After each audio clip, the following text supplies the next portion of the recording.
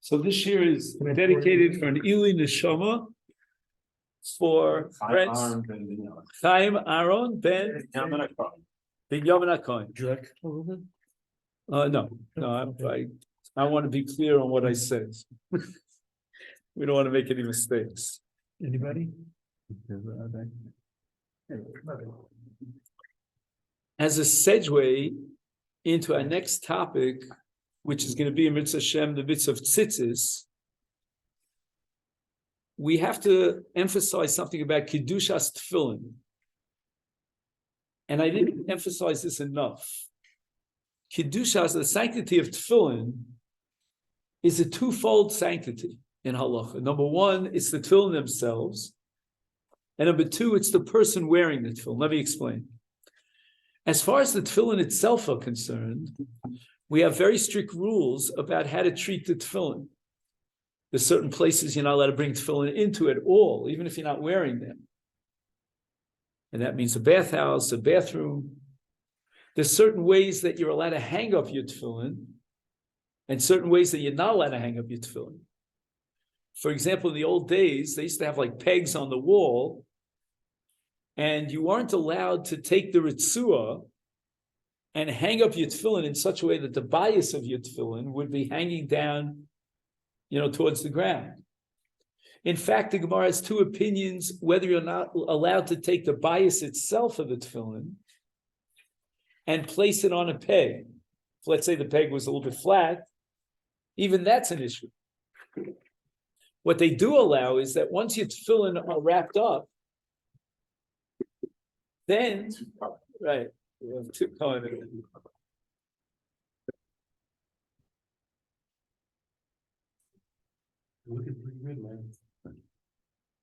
What they do allow is that if you have your tefillin in a bag, what we call a nartik in Hebrew, or in Yiddish a zekel, then you're allowed to hang up the zekel with the tefillin, and that you're allowed to do. By the way, even with regard to a Sefer Torah, the only reason we're allowed to have the Sefer Torah in this aron is because it has legs.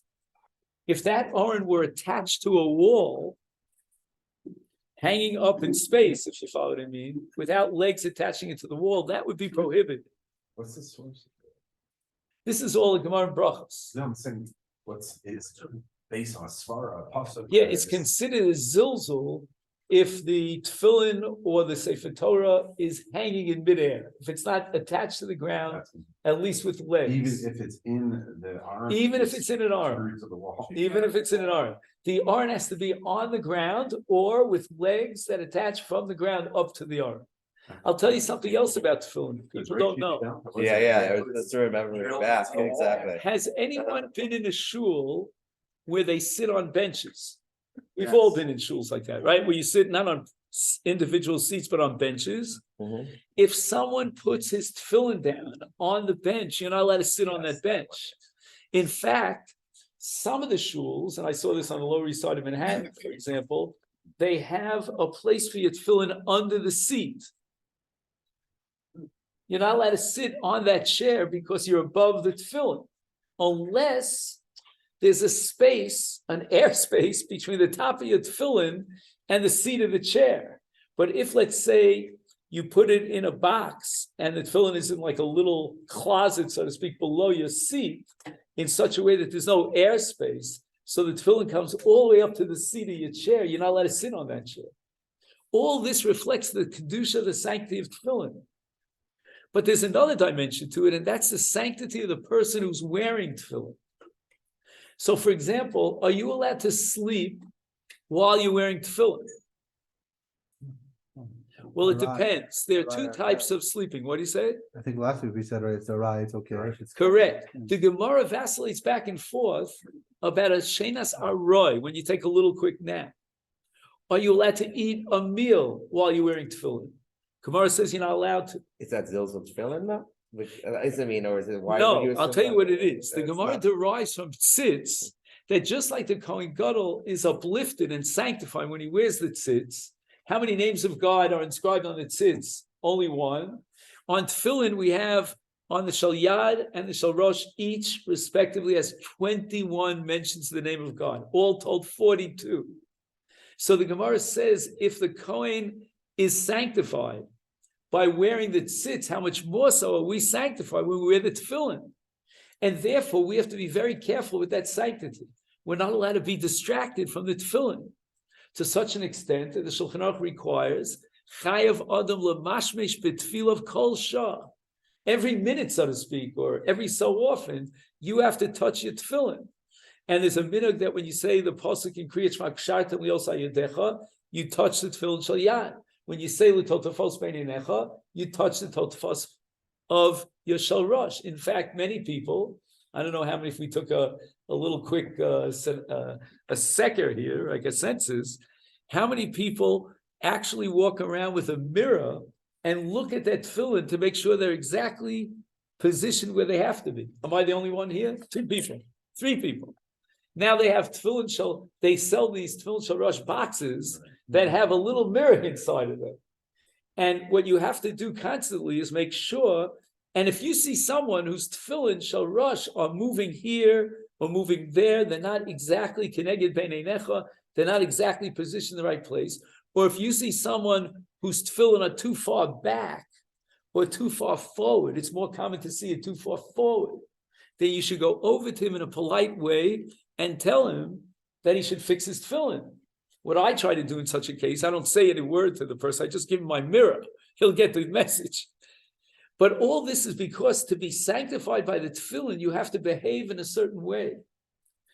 And it means that you're not supposed to sleep in your tefillin, because if you sleep in the tefillin, Chazal are afraid Shema yafiach b'hem. He might let out air while he's sleeping. We don't have such control over our bodily functions while we're asleep. The Gemara says if you're only in a quick nap, which is called a shenas aroy, then maybe you could be more careful. But the poskim write that we should be machmir, and we shouldn't sleep at all in that tefillin, not even to take a little dribble, as we say in Yiddish, a little bit of a power nap for a few minutes. And I'll give you another example where the poskim are very machmir. Technically, you're allowed to eat a snack according to the Shulchan Aruch while you're wearing a tefillin. But the poskim write that we should not allow people to eat even a small snack while they're wearing tefillin. Why is it that in Shulchan Aruch it's mutter, and yet the poskim are machmir? What is this, the Chumrah, the Wheat Club? We're looking for Chumras? We don't wear them all the day anymore. Exactly, beautiful. Daniel says it well. In the old days, they used to wear tefillin the whole day. They don't want to disturb a person who's wearing tefillin. If he needs that extra energy, he could take a little nap and he gets some power from it, so he can continue wearing his tefillin. And if he has to eat a little snack, so it gives him extra energy, then we will make it. But today, most people just put on their tefillin.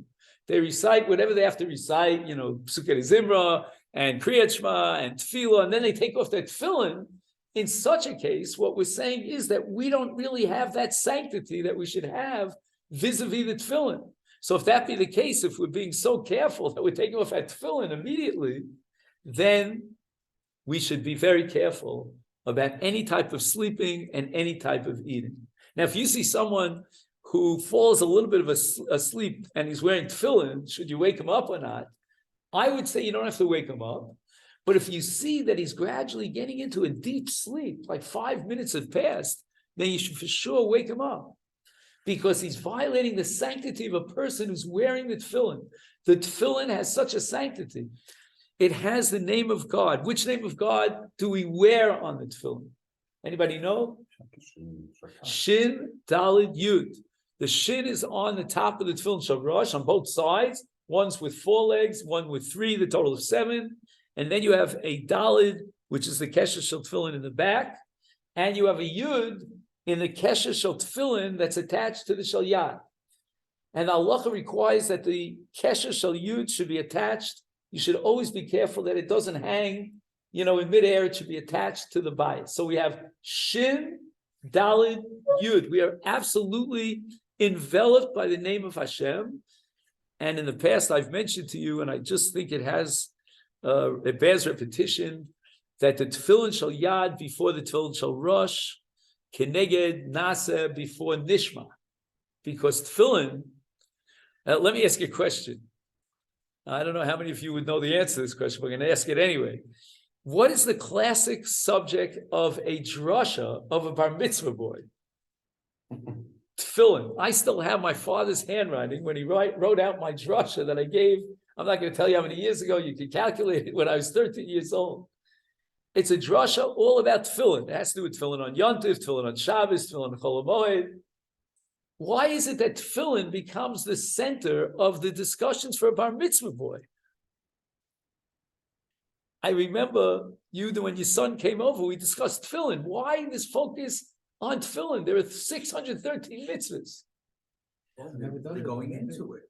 Going into what? The new mitzvah of wearing tefillin. Yeah, but there are a lot of new mitzvahs. Every mitzvah is brand new. Tzitzis is also brand new. A child But he's who's it's one of the few mitzvahs that really will start practicing. well, I don't know. I put on tefillin 3 months before my bar mitzvah. Sure, but they make a celebration out of that too. I'll tell you what it is. It's more than that. To become a bar mitzvah boy is the same as what all Klal Yisrael did at one point in our glorious history. We all became bar mitzvah. Bar mitzvah means obligated to mitzvahs. What was that glorious moment? Friends, when we all became bar mitzvah. Har Sinai, when we said Nasa v'nishma, the tefillin shel yad is the asiyah, that's Nasa. Tefillin shel rosh is nishma. Nishma means to understand. We took a commitment at Har Sinai to do the mitzvahs even before we heard the mitzvahs, even before we knew their content. We had such a level of faith. This was the most glorious moment in all of our history. So when we put on the shel yad first, Pasuk says, and that's the point in which we remember Nasa, our commitment to fulfill with our arm the will of God. And then we put on the Shal Rosh, as the kiyum of Nishma. Now we're ready to understand the Torah. And then it's an acceptance of Torah that combines Yad and Rosh on the highest level. Back to the sleeping for a second. So the issue isn't really sleeping with your tefillin on. The issue is what might happen if you fall asleep. So the Ikar Adin, it sounds like sleeping would be permissible with your tefillin on. Right. If there was a way, say, to guarantee that you would, Right. You're in control.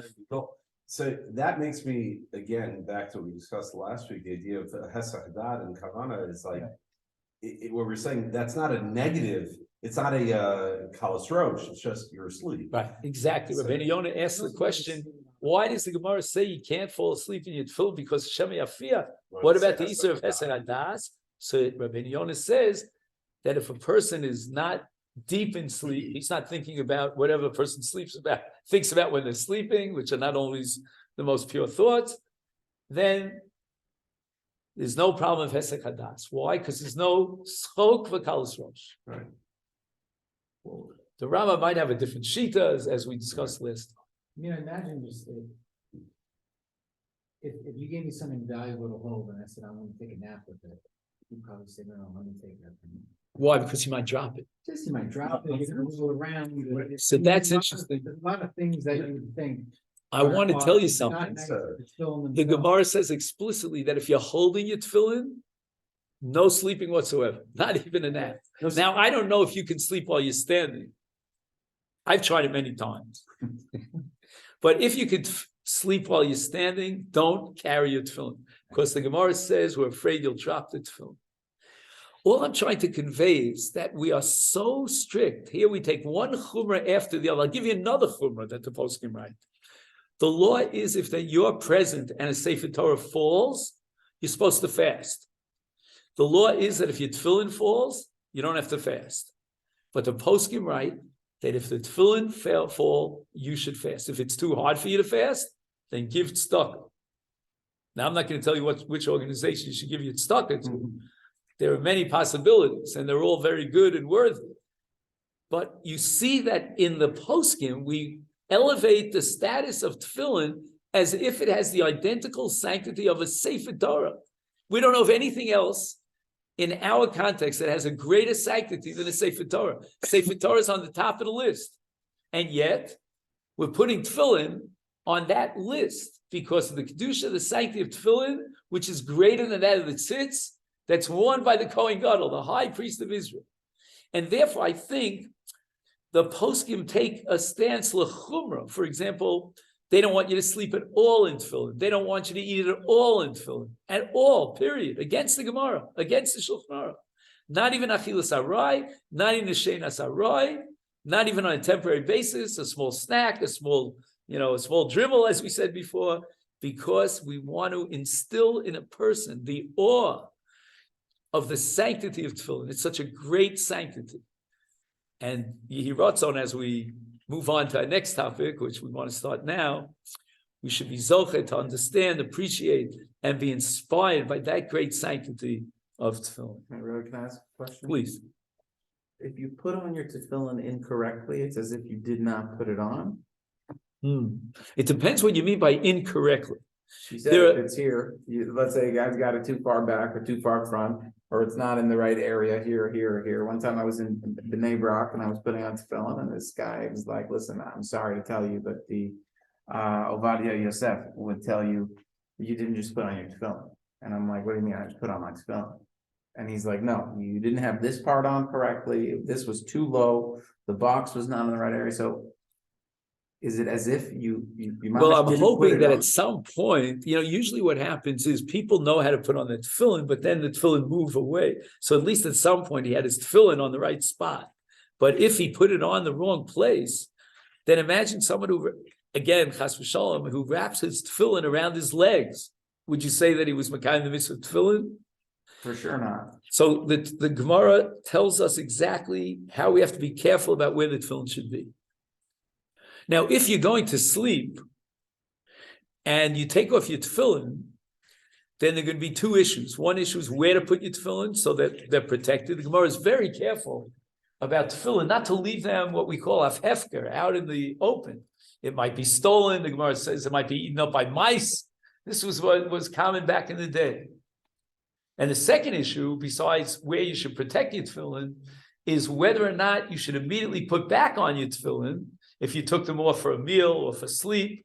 And if you do, should you make a bracha when you put it back on? But in terms of guarding your tefillin, the Gemara says absolutely intolerable to put your tefillin under your legs. That is unacceptable. Under your head could be acceptable, even though the Gemara says it's a bit of a bizayon, it's a little bit humiliating to your tefillin that you're putting it under your head as you sleep. But if that's the way you could protect the tefillin, which is called shmiras hatefillin, then shmiras hatefillin will trump that level of bizayon hatefillin, of putting the tefillin under your head. If it's a total bizayon hatefillin and you're putting it under your legs, tachas raglav, that's completely prohibited. That's not the way to protect tefillin.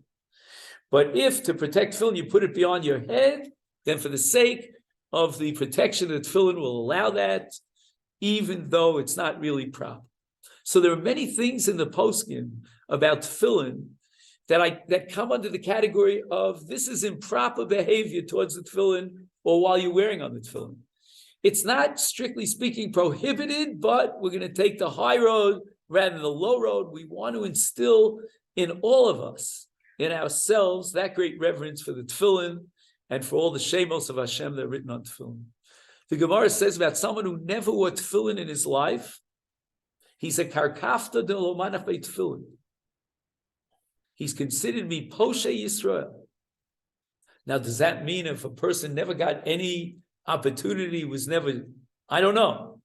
But in Lubavitch, that's why they put so much emphasis on tefillin, that heaven forbid, when I was 16 years old, I learned in a yeshiva called Kfar Chabad for a summer. Did you ever hear of it?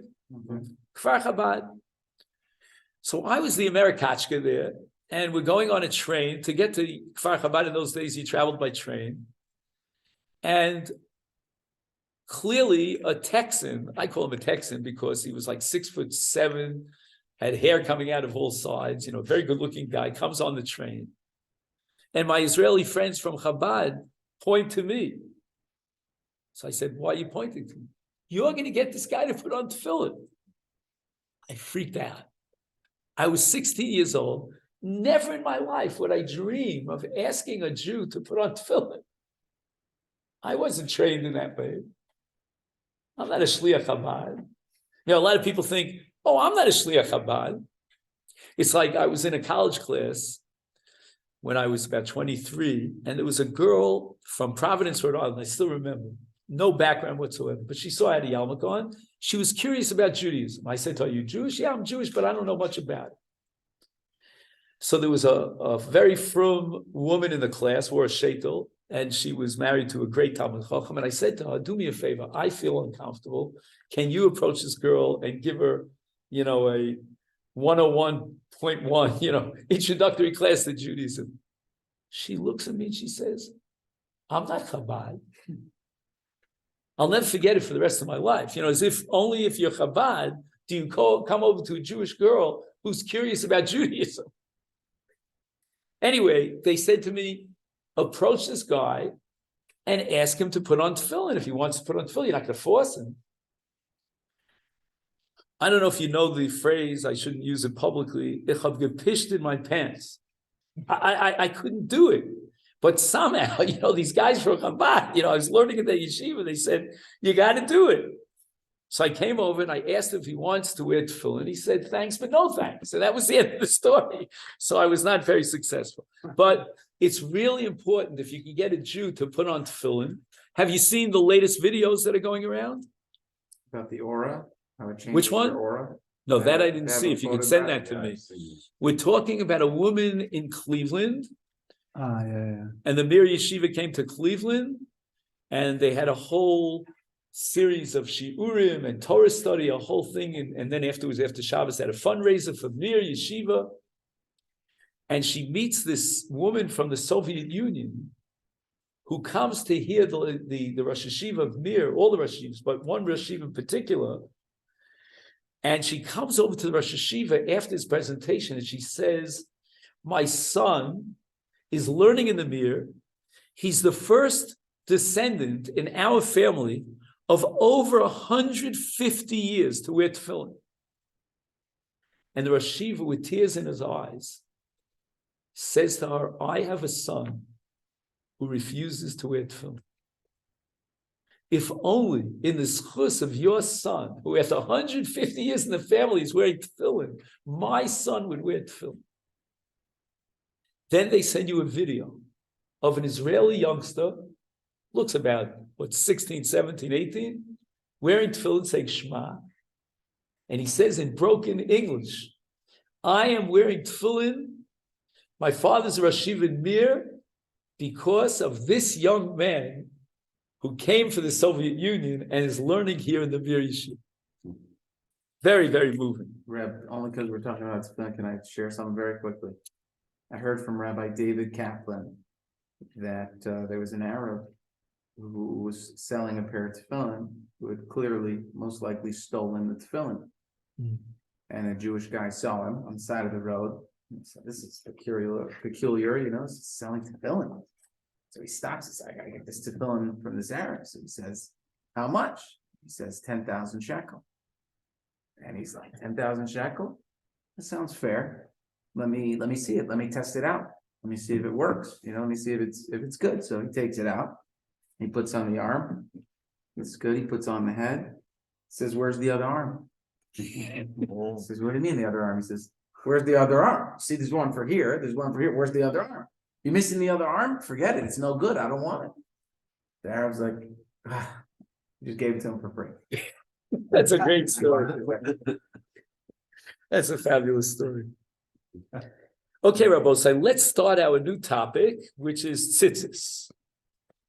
And we're going to approach tzitzis with two questions in mind for tonight, and hopefully we'll finish it up next week, but a separate unit. And that is question number one, am I obligated in tzitzis? Do I have to wear tzitzis? Very profound question in halacha. Very honored garment. Not clear. Very applicable today. There's a huge trend not to wear tzitzis. Correct. So we'll see, what is it in the post? Do you have to wear tzitzis? Do you not have to wear tzitzis? We'll see that. That's question number one. And question number two, if you're wearing a four-cornered garment and you're obligated in tzitzis, what materials that you wear of a garment required tzitzis? For example, today we have even garments that are made out of hides and made of ore. We have garments that are made out of synthetic productions. Plastic even. What are you chayv? Cotton. Is cotton chayv in tzitzis? And Amir Hashem will talk about this. It's very relevant to the summer months here in Israel because it's difficult to wear tzitzis that are made of wool. They're very hot. Should we encourage people to wear tzitzis made of cotton, or should we say, no, we want you to wear tzitzis made of wool? So let's go through. Again, some people like to see the sources inside. We have this very fine choveret here called Surmi Rabbanan. There's an extra one here and a photocopy here if anybody wants. Where does the Torah command us in Tefillin? Oddly enough, in Parsha Shlach. What is the main subject of Parsha Shlach? The Meraglim. After the Meraglim, we get the mitzvah of tzitzis. What is the connection between tzitzis and the Meraglim? Very interesting. Daber al bnei Yisrael matlem v'asu lahem tzitzis al kanfei bigdeihem l'dorosam and asnu al tzitzis hakanof psil tchelis v'yolachem l'tzitzis. Now notice, does the Torah indicate here in Parsha Shlach that the garment is made of 4 corners? No mention whatsoever. However, if we fast forward to Parshas Kitetse, the Torah in Dvarim Chav Beis, Gedilim tasalecha al arba kanfos ksuscha asher techaseva. So you will put Gedilim, which is another word for the chutei tzitzis, on the 4 corners of your garment, the garment that you're wearing. So let's say, for example, if I put a tablecloth that has 4 corners, do I have to put tzitzis on the tablecloth? Well, for example, when I put the Sefer Torah on top of the what's called a teva, and we have a talus there, does that talus have to have tzitzis? That is one of the most, the greatest area of contention in the midst of tzitzis. And Shmuel is of the opinion that tzitzis is a chovas talus, that the talus itself needs tzitzis. We paskin in Shulchan Aruch that only a person who's wearing a garment and the garment is made of 4 corners, only then does he have to put on tzitzis. And that's the end of this pasuk asher techasa ba, that you're wearing the tzitzis. Does anybody here know what else is written in that context in Parshas Kitetse, which he doesn't, for some reason, he doesn't put here on the page? The Easter of Shatnez, Kilayim. Now, Kilayim only applies when you mix wool and linen, semer upishtan. Could it be that since the Torah presents tzitzis in the same breath as kilayim, then tzitzis, like kilayim, is a combination of 2 materials, semer and pishtan. Now, we have a Kabbalah, halach l'Moshe Sinai, that tzitzis, the chutei tzitzis, have to be made of semer. So if I'm wearing a beged that has 4 corners and it's a linen garment, then if I'm going to put tzitzis on the 4 corners and those tzitzis are made of tzemer, by tying down the tzitzis to the garment, what have I created? Kilayim or shatnez. And the Torah allows me, for the sake of the mitzvah of tzitzis, to put tzitzis shel tzemer onto a beged shel pishtan and violate kilayim. For the sake of tzitzis, we override kilayim. Now, the Torah says what's the meaning and purpose and goal of tzitzis, and that you'll see on the next page, which is page 36. That taima shel mitzvahs tzitzis mefurish b'Torah, the Torah tells us, uschartem es kol mitzvahs Hashem. We should remember the mitzvahs of Hashem. How many mitzvahs are there? 613.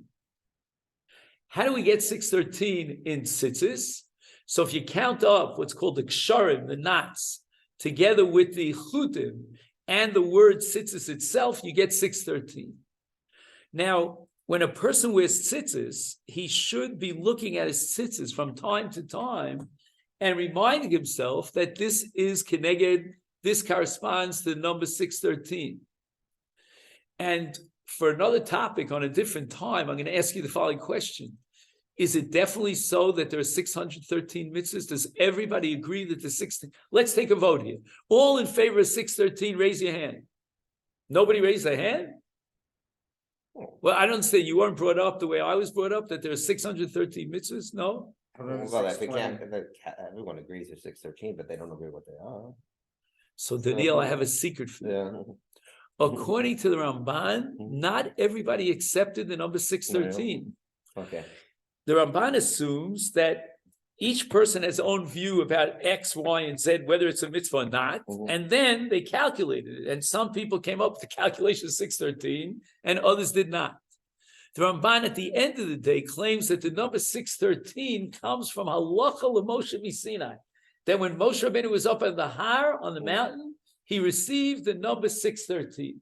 Unbelievable Ramban at the end. What is the shoresh of the mitzvah? We look in the Sefer HaChinuch, who always gives us the root of the mitzvah, which is to remember all of the 613 mitzvahs, but he goes beyond. He says that a person who is an army, he wears a uniform. And on the uniform, there's some sort of an emblem that reminds himself that he owes allegiance to that particular country or that particular army military force.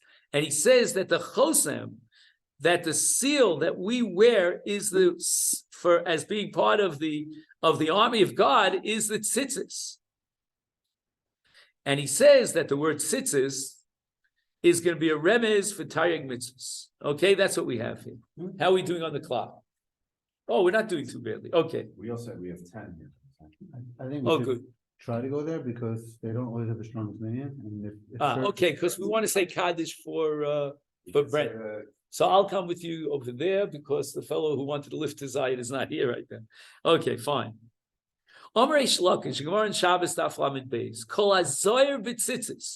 If anyone is careful about the mitzvah of tzitzis, then he will be rewarded with 2,800 servants up in the Shamayim. You know, we're talking about the servants of the Malachim.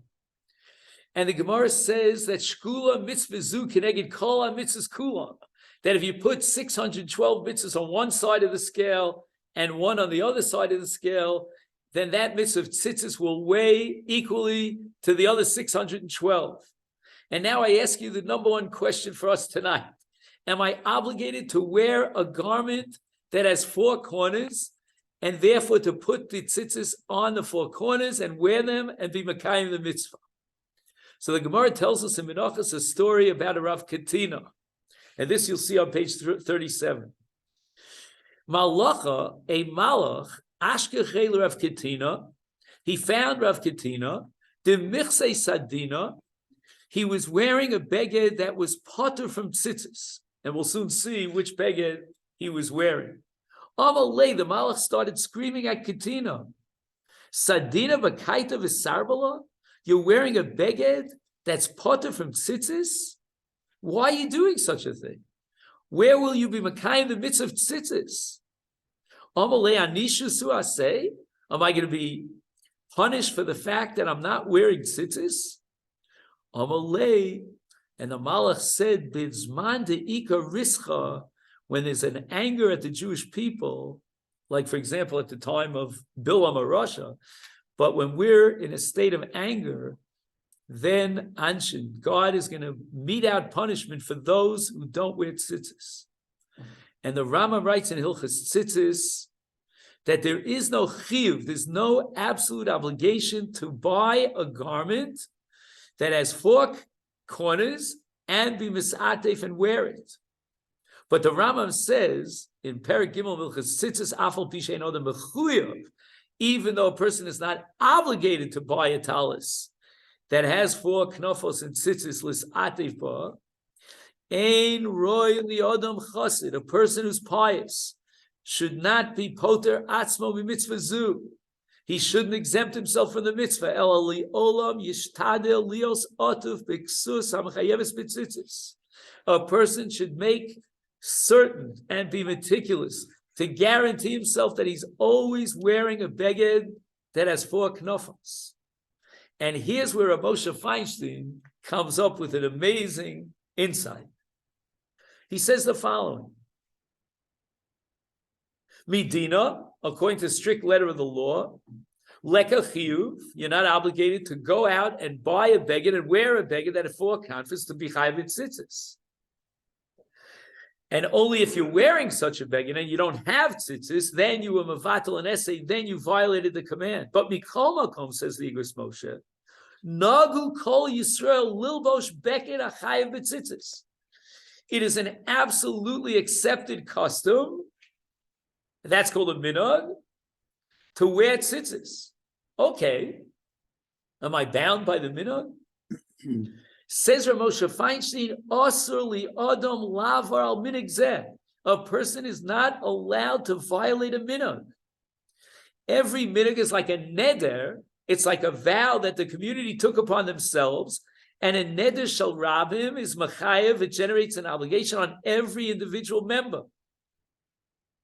And therefore, we have to fulfill the dictum of Shema b'ni musar avicha val titos Torah simecha, which means you're not allowed to deviate from a minhag. And here Moshe makes a very sharp move. He says the following: when I fulfill a minhag, then I fulfill the minhag. That's it. But when I fulfill the minhag of wearing tzitzis, what else do I gain? Not only have I fulfilled the minhag, but I was makayim a mitzvah d'oraisa of tzitzis. Because once I put on the beged that has daled kanfas, then I have fulfilled the mitzvah of tzitzis. I might not be obligated, except by minhag, to go out and buy such a beged. But if I'm wearing such a beged and it has tzitzis on it, I fulfill a mitzvah d'oraisa, which the Gemara equates with all other 612 mitzvahs. And we're going to get 2,100 servants up in the next world to come. I have a question. So today's like we should take today. The Hamonam do not wear tzitzis in general. Yes, Yeshiva Bukrim do, but the Hamonam do not. However, a lot of these guys wear talis. So, what's your obligation? You wear it on talis when you put on tefillin. Are you fulfilling your obligation, or do you need the talit katan constantly?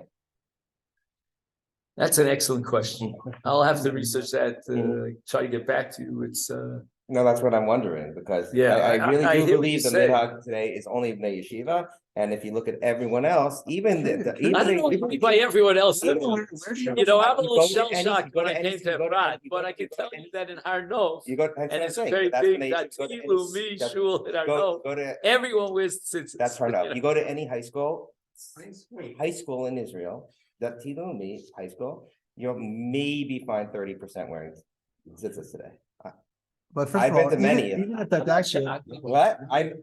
What? I would assume most people that identify with Datilumi do wear tzitzis, but even if you're basing on high school kids, so You look at older kids too. You look at you walk through.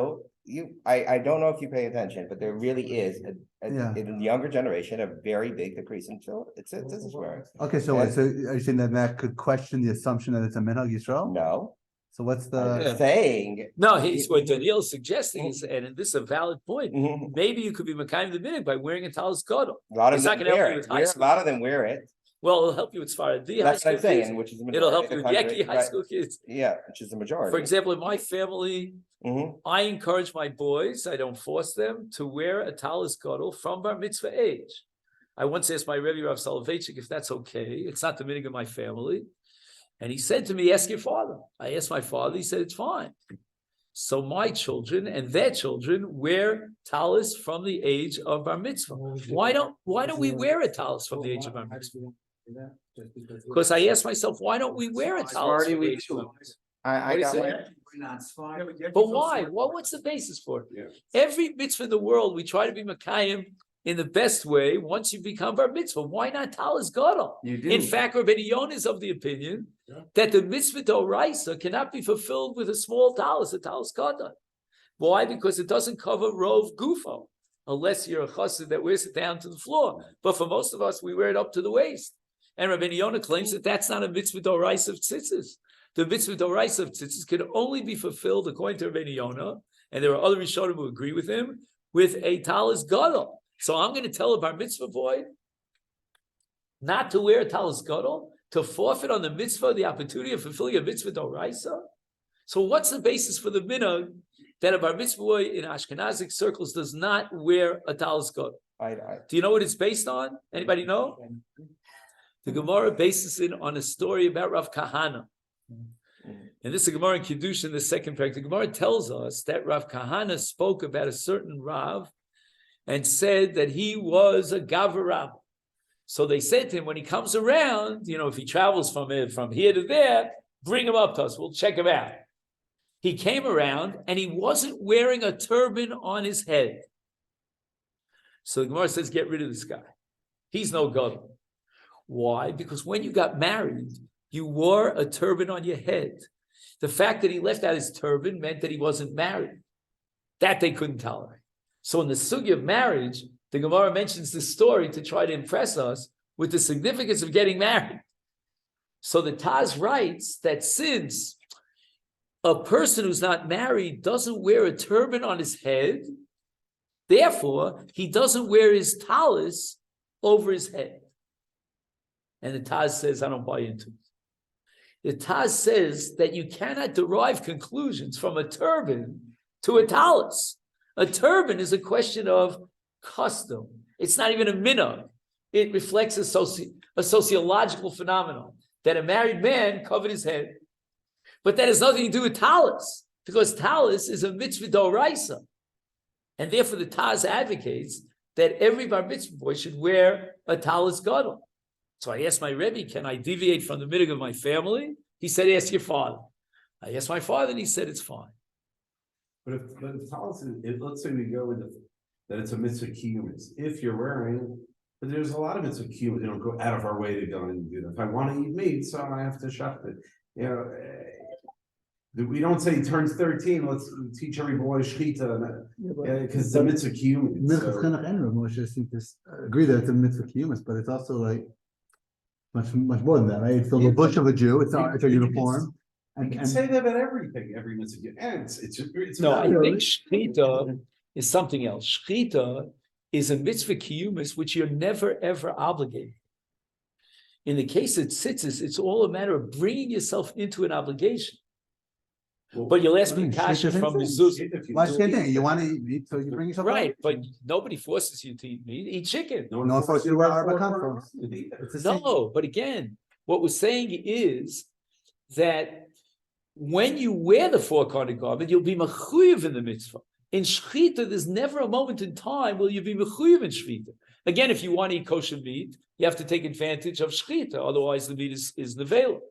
But there's never a situation where you find yourself in, and the Torah says you're obligated. So the issue in tzitzis is, should I bring myself into that situation in which I'll be obligated? So now I could get an extra mitzvah, and a mitzvah which we said is on such a high level, and that's where the minhag was that we should accept it upon ourselves. Now, the only question you could ask me is about mezuzah. Should I go out of my way to buy a house in order to be obligated to mezuzah? Interesting question, no? Mezuzah is a mitzvah kiyumis, but once again, there's a point in which you're chayav to put up the mezuzah when you have a bias.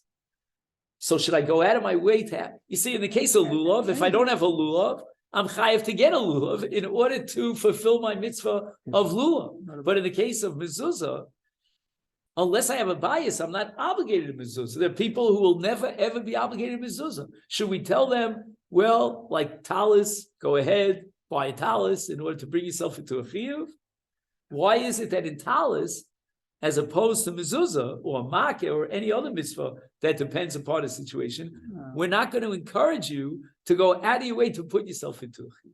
That's the question. I would say the answer is the paragraph. I think we should go now to Myra. If I just, I would go on for another hour, but all right then. So we'll have a kaddish over there after Myra. Okay, very good. Peter Chamor, same thing, right? You're not chayiv if you have a chamor. So should you buy a donkey that Peter Chamor? Right. So there's a whole discussion which I gave on a Tuesday morning. Tuesday mornings you're always invited to join my Daf Yomi Be'in Shir. So we had a Daf Yomi Be'in Shir about the issue of Shiluach HaKan. Do I have to go out there in the woods to try to find an opportunity for Shiluach HaKan? That's also a mitzvah kiyumis. If there weren't so much written about it, I would have said it's not mitzvah kiyumit. That Suki was just speaking in that manner. Because if you look at the end of Shlach, it seems to be a very significant,